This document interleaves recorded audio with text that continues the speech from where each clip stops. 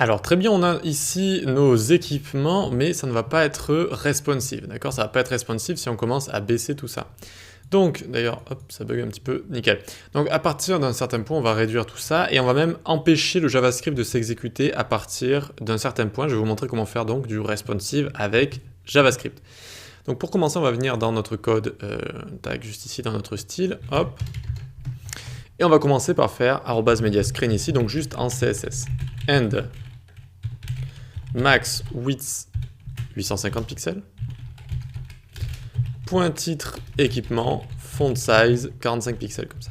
Ok, on peut prendre ce qu'il y a juste ici, on le copie, on le colle en dessous et on va dire qu'à partir de 500 pixels ici, très bien, tac tac, titre équipement prendra cette fois 35 pixels. Voyons voir si ça fonctionne. En fait, on a juste réduit le titre, c'est tout ce qu'il y avait à faire. D'accord, donc regardez, on descend, on descend, on descend. Hop, ça se baisse tout seul, nickel, avec Flexbox. Et à partir de 850, tac, ça réduit, ça réduit, ça réduit.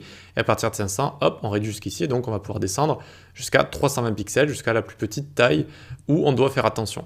Ok, donc nickel. Ça, c'était très facile à faire. Maintenant, comment on fait pour faire du responsive avec JavaScript? Eh bien, ça va aussi être très facile à faire. Il suffit de connaître la syntaxe. Donc, on va aller ici. Alors, ça, on va le faire juste après. Hop, ça, on va le faire juste après. On va aller ici, on va dire if. Donc autour de notre btn.forEach, if window.matchMedia, matchMedia qui est une méthode qui permet de retourner true ou false en fonction d'une certaine taille d'écran. Donc .matchMedia, il faut lui passer quelque chose, il faut lui passer un argument à cette méthode, c'est à partir de quelle taille d'écran tu renvoies true ou false, ok? Et donc ici on va dire qu'à partir de 850 pixels, on n'a plus envie de d'avoir ce JavaScript ici.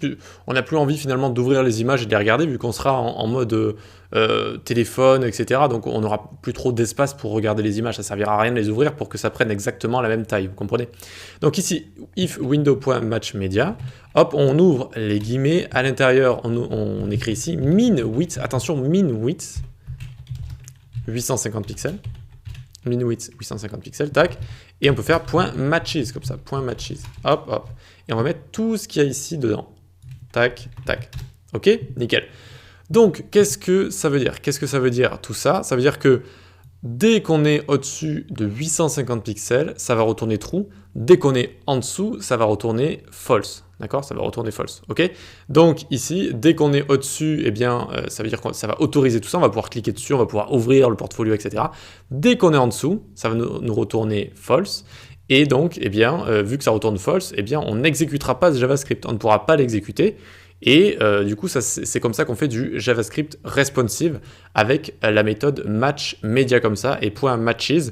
Donc, est-ce que ça match ce media query, si vous voulez? Est-ce que ça match ce breakpoint? Eh bien, si oui, alors on va exécuter tout ça. Sinon, on ne l'exécutera pas, tout simplement.